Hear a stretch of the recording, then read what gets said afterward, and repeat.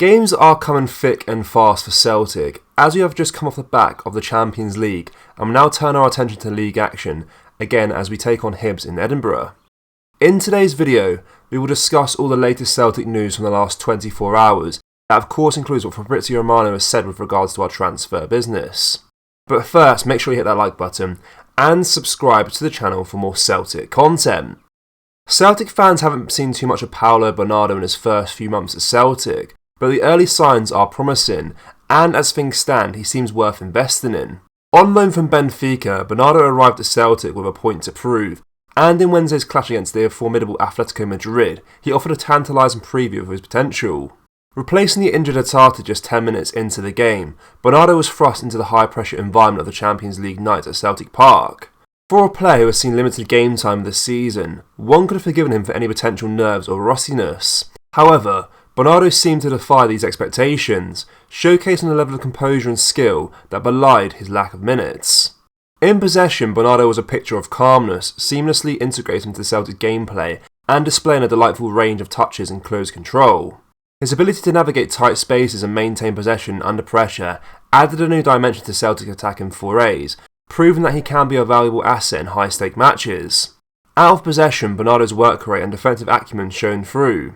The statistic of 44 pressures completed is a testament to his commitment and to the team's cause, and highlights his ability to contribute significantly on both ends of the pitch.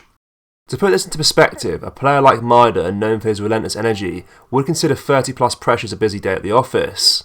Despite his impressive display, it is important to note that Bernardo is not a finished product. The cramp he pulled up with in the final minutes served as a reminder that there is still a way to go in terms of reaching peak fitness and adaptability to the demanding nature of Celtic's schedule.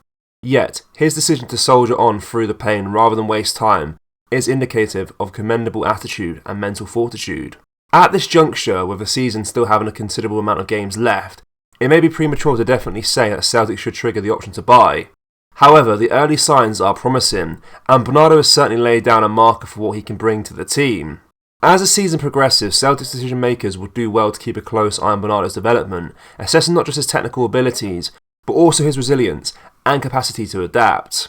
If he continues on this trajectory, Bernardo could well prove to be a shrewd investment and a valuable addition to Celtic's ranks.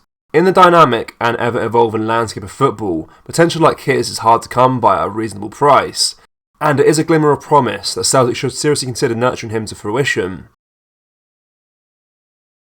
Renowned transfer journalist Fabrizio Romano reckons it would take a Scottish record fee for any club to sign red-hot Celtic star Matt O'Reilly.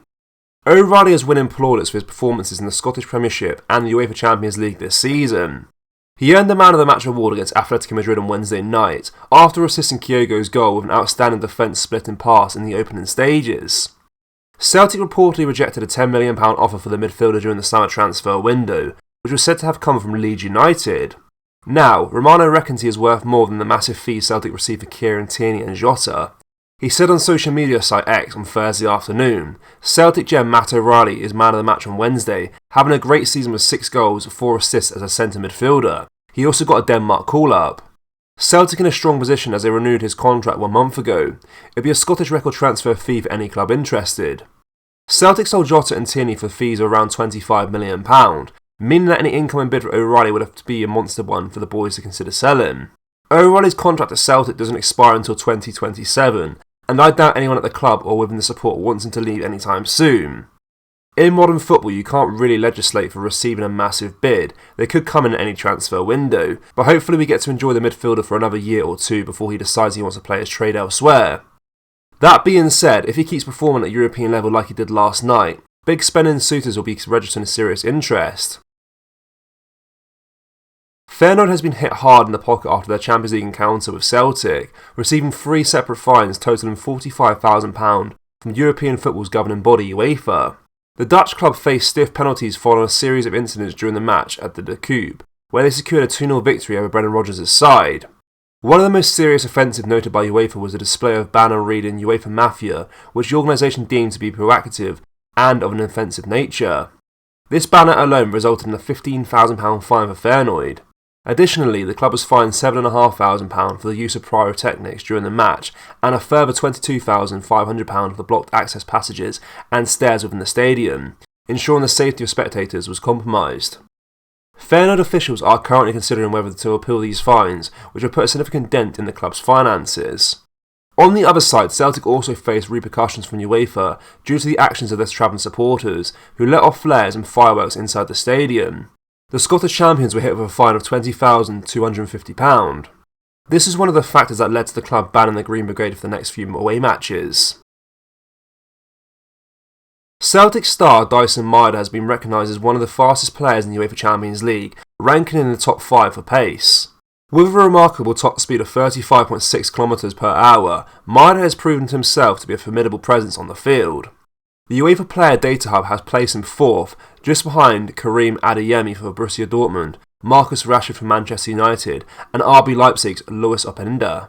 Impressively, Maeda has even outpaced renowned speedsters Alphonso Davies, David Neres, Kylian Mbappe and Kingsley Coman, who are renowned for their electric pace. Newcastle's Tonali is a surprising name on the list, just 0.1 km per hour slower than the Celtic man. In Wednesday night's clash against Atletico Madrid, Maeda's pace and tenacity were on full display. He consistently troubled the Spanish defence and provided the assist for Luis Palma's great goal, although he didn't look to be the initial target.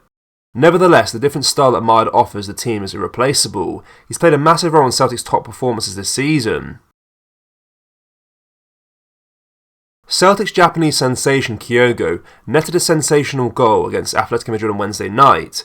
The exquisite finish has now earned him a nomination for UEFA's Champions League Goal of the Week.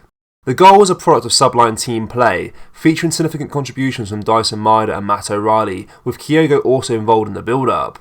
The movement from Kyokuro and the superb ball from Matt O'Reilly saw the Japanese forward leave the defence scrambling. Fans have the opportunity to vote for their favourite goal, and many Celtic supporters are rallying behind Kyokuro. This season, Kyokuro has truly started to shine on the European stage, showcasing his abilities beyond the Scottish Premiership. His goals against Lazio and Atletico Madrid have solidified his reputation as a player who can rise to the occasion against top-tier European defences. Securing Kyokuro on a long-term contract has proven to be a masterstroke for Celtic, as he continues to improve and adapt to the demands of elite European football. It's a good time to be hitting form in the elite competition, with trips to Atletico Madrid and Lazio on the horizon, and Celtic desperately needing a few points if they want to play European football after Christmas. Celtic fans, what are your thoughts on Matt O'Reilly, and how much is he worth in your opinion? Let me know down in the comment section below. That brings us to the end of today's video, guys. Make sure you drop a like on this video and subscribe to the channel for more Celtic content.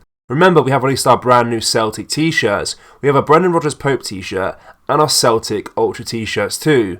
You can find them at celtapparel.com or just go down to the link in the description. Thank you, take care, bye bye.